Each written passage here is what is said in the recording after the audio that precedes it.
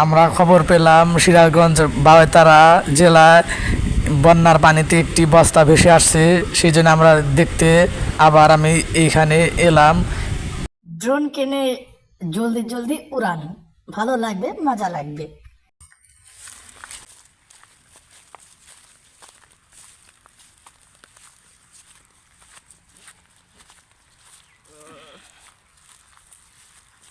ভয়ানক জায়গায়।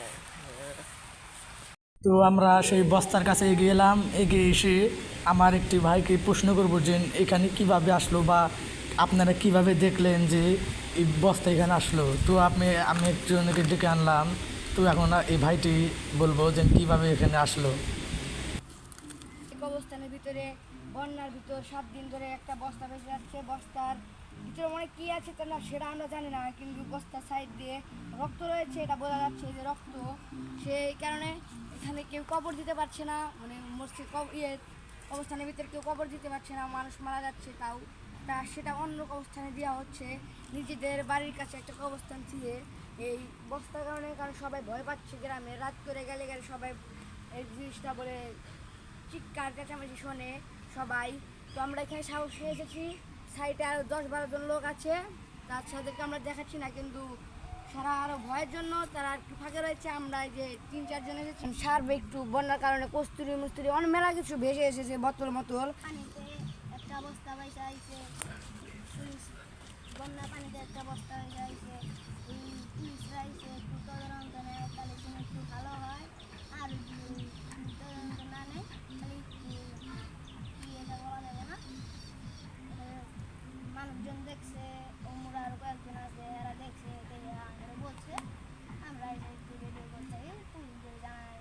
তো আমরা মেলা তথ্য পেলাম, কিন্তু এই বস্তাটা কিভাবে সরানো যাবে তাই আমরা চিন্তা ভাবনা করছি। কিন্তু এই বস্তার কারণে মানুষের দুর্ভোগ ক্ষতি হচ্ছে বা কোনো মানুষ ভয় পাচ্ছে, সেই জন্য আমরা কিছু করার চেষ্টা করছি। তো আপনাদের আমি একটি বস্তাটা একটু ভালোভাবে দেখাই। দেখুন বস্তাটা কীরকম দেখতে, কিছু ভয়ঙ্কর দেখতে, ভয় লাগে, আবার কাছে যেতে সাহস পায় না। কিন্তু এখন বস্তা ভেসে আসছে, এখন কী করা যাবে। কিন্তু এখন পানির যে পর্যন্ত আসে সে পর্যন্ত এখন এভাবে থাকতে হবে। কিন্তু আপনারা একটু কমেন্টে লিখে দেন যে কীভাবে সরাবো বা পাড়া প্রতিবেশী কী করে কী করবো, নিজে আপনি কিছু বলেন। বন্যার একটা বস্তা বাইসা আইছে, বন্যা পানিতে একটা বস্তা হয়ে যাইছে। এই পুলিশরা আইছে একটু তদন্ত নেয়, তাহলে কোনো একটু ভালো হয়। আর তদন্ত না নেয় তাহলে কি এটা বলা যাবে না। মানুষজন দেখছে, ওমরা আরো কয়েকজন আছে, এরা দেখছে, এরা বলছে। আমরা এটা একটু রেডিও করতে পুলিশদের জানাই। কিন্তু এখনো জানা যায়নি যে এই বস্তার ভিতরে আছেটা কি।